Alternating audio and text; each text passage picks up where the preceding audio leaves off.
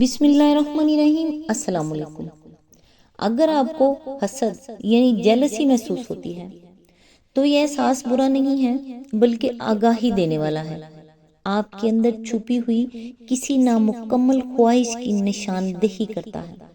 مثلاً اگر آپ کو کسی کی کامیابی دیکھ کر چبھن محسوس ہوتی ہے تو اس کا مطلب یہ نہیں کہ آپ برے انسان ہیں، بلکہ یہ کہ آپ کے اندر بھی وہی جذبہ، وہی صلاحیت، وہی خواہش موجود ہے جسے آپ نے ابھی تک زندگی میں ظاہر نہیں کیا۔ حسد دراصل دشمن نہیں، سمت ہے۔ یہ بتاتا ہے کہ آپ کے دل کا کون سا حصہ توجہ چاہتا ہے۔ اللہ نے ہر انسان کو الگ سفر، الگ رفتار اور الگ امتحان دیا ہے، تو جب آپ دوسروں کو دیکھ کر حسد محسوس کرتے ہیں تو احساس سے بھاگنے کے بجائے یہ سوال خود سے پوچھئے، آخر وہ چیز میرے لیے کیوں اہم ہے؟ کیا واقعی مجھے وہی حاصل کرنا ہے یا صرف اس جیسا احساس؟ میں اپنی زندگی میں کون سا قدم اٹھا سکتا ہوں جس سے میں اپنی اس حسرت کو پورا کر سکوں؟ شفا تب شروع ہوتی ہے جب آپ حسد کو گناہ نہیں بلکہ اشارہ سمجھ کر اس پر عمل کرتے ہیں، یعنی اس احساس کو عمل میں بدل دیتے ہیں، نہ کہ احساس جرم میں۔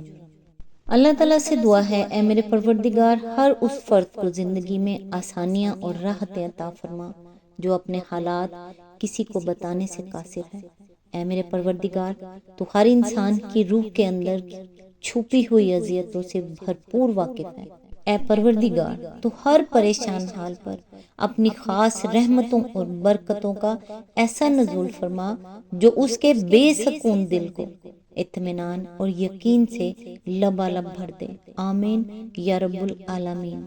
آج انشاءاللہ سورہ التغابن کی آیت نمبر 9 کی تفسیر پچھلی ویڈیو میں جہاں سے سلسلہ ٹوٹا تھا، آج انشاءاللہ وہیں سے سٹارٹ کرتے ہیں۔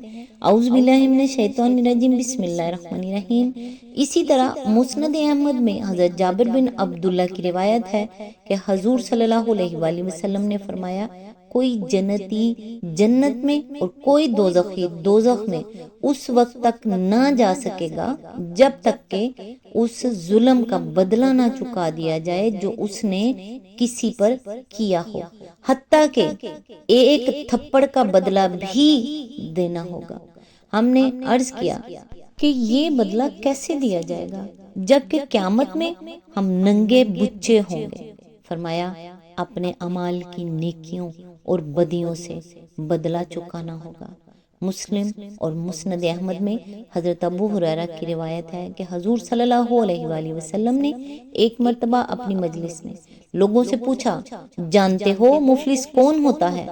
لوگوں نے عرض کیا، ہم میں سے مفلس وہ ہوتا ہے جس کے پاس مال و متاع کچھ نہ ہو۔ فرمایا، میری امت میں مفلس وہ ہے جو قیامت کے روز نماز اور روزہ اور زکوٰۃ ادا کر کے حاضر ہوا ہو، مگر اس حال میں آیا ہو کہ کسی کو اس نے گالی دی تھی اور کسی پر بہتان لگایا تھا اور کسی کا مال مار کھایا تھا اور کسی کا خون بہایا تھا اور کسی کو مارا پیٹا تھا، پھر ان سب مظلوموں میں سے ہر ایک پر اس کی نیکیاں لے لے کر بانٹ دی گئیں، اور جب نیکیوں میں سے کچھ نہ بچا جس سے ان کا بدلہ چکایا جا سکے تو ان میں سے ہر ایک کے کچھ کچھ گناہ لے کر اس پر ڈال دیے گئے اور وہ شخص دوزخ میں پھینک دیا گیا۔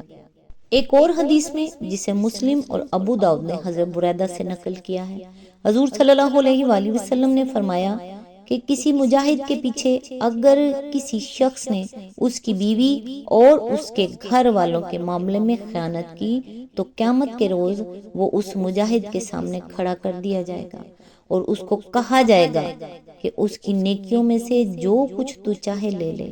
پھر حضور صلی اللہ علیہ وآلہ وسلم نے فرمایا، ہماری طرف متوجہ ہو کر فرمایا، پھر تمہارا کیا خیال ہے؟ یعنی تم کیا اندازہ کرتے ہو کہ وہ اس کے پاس کیا چھوڑ دے گا؟ بعض اور مفسرین نے کہا ہے کہ تغابن کا لفظ زیادہ تر تجارت کے معاملے میں بولا جاتا ہے، اور قرآن مجید میں جگہ جگہ اس رویے کو جو کافر اور مومن اپنی دنیا کی زندگی میں اختیار کرتے ہیں تجارت سے تشبیہ دی گئی ہے۔ مومن اگر نافرمانی کا راستہ چھوڑ کر اطاعت اختیار کرتا ہے اور اپنی جان و مال اور محنت خدا کے راستے میں کھپا دیتا ہے تو گویا وہ گھاٹے کا سودا چھوڑ کر ایک ایسی تجارت میں اپنا سرمایہ لگا رہا ہے جو آخر کار نفع دینے والی ہے۔ اور ایک کافر اگر اطاعت کی راہ چھوڑ کر خدا کی نافرمانی اور بغاوت کی راہ میں اپنا سب کچھ لگا دیتا ہے تو گویا وہ ایک ایسا تاجر ہے جس نے ہدایت کے بدلے گمراہی خریدی ہے، اور آخر کار وہ اس کا خسارہ اٹھانے والا ہے۔ دونوں کا نفع اور نقصان قیامت کے روز ہی کھلے گا۔ دنیا میں یہ ہو سکتا ہے کہ مومن سراسر گھاٹے میں رہے اور کافر بڑے فائدے حاصل کرتا رہے، مگر آخرت میں جا کر معلوم ہو جائے گا کہ اصل میں نفع کا سودا کس نے کیا ہے اور نقصان کا سودا کس نے۔ یہ مضمون قرآن مجید میں بکثرت مقامات پر بیان ہوا ہے۔ مثال کے طور پر آیات ذیل ملاحظہ ہوں: سورہ بقرہ آیت نمبر 16، 175 اور 207، سورہ آل عمران آیت نمبر 77، 177، سورہ نساء آیت نمبر 74، سورہ توبہ آیت نمبر 111، سورہ نحل آیت نمبر 95، سورہ فاطر آیت نمبر 29، سورہ صف آیت نمبر 10۔ ایک اور صورت تغابن کی یہ بھی ہے کہ دنیا میں لوگ کفر و فسق اور ظلم و عصیان پر بڑے اطمینان سے آپس میں تعاون کرتے رہتے ہیں اور یہ اعتماد رکھتے ہیں کہ ہمارے درمیان بڑی گہری محبت اور دوستی ہے۔ بد کردار خاندانوں کے افراد، ضلالت پھیلانے والے پیشوا اور ان کے پیروں، چوروں اور ڈاکوؤں کے جتھے، رشوت خور اور ظالم افسروں اور ملازمین کے گٹھ جوڑ، بے ایمان تاجروں، صنعت کاروں اور ذمہ داروں کے گروہ، گمراہی اور شرارت و خباثت برپا کرنے والی پارٹیاں اور بڑے پیمانے پر ساری دنیا میں ظلم و فساد کی علم بردار حکومتیں اور قومیں، سب کا باہمی ساز باز اسی اعتماد پر قائم ہے۔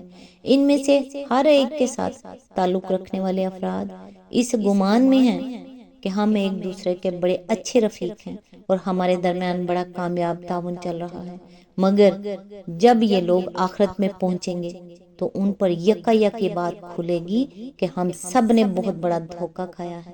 ہر ایک یہ محسوس کرے گا کہ جسے میں اپنا بہترین باپ، بھائی، بیوی، شوہر، اولاد، دوست، رفیق، لیڈر، پیر، مرید یا حامی و مددگار سمجھ رہا تھا، وہ دراصل میرا بدترین دشمن تھا۔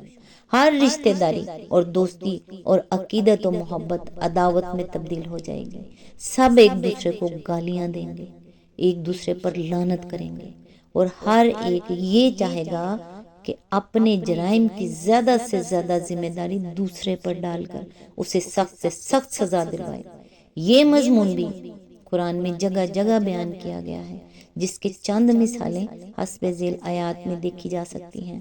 سورہ بقرہ آیت نمبر 67، سورہ الاعراف آیت نمبر 37 to 39، سورہ ابراہیم آیت نمبر 21 to 22، سورہ المومنون آیت نمبر 101، سورہ العنکبوت آیت نمبر 12، 13، 25، سورہ لقمان آیت نمبر 33، سورہ الاحزاب آیت نمبر 67 to 68، سورہ سبا آیت نمبر 31 to 33، سورہ فاطر آیت نمبر 18، سورہ الصفات آیت نمبر 27 to 33، سورہ سعاد آیت نمبر 59 to 61، سورہ حامیم السجدہ آیت نمبر 29، سورہ زخرف آیت نمبر 67، سورہ دخان آیت نمبر 41، سورہ المعارج آیت نمبر 10 to 14، سورہ عبس آیت نمبر 34 to 37۔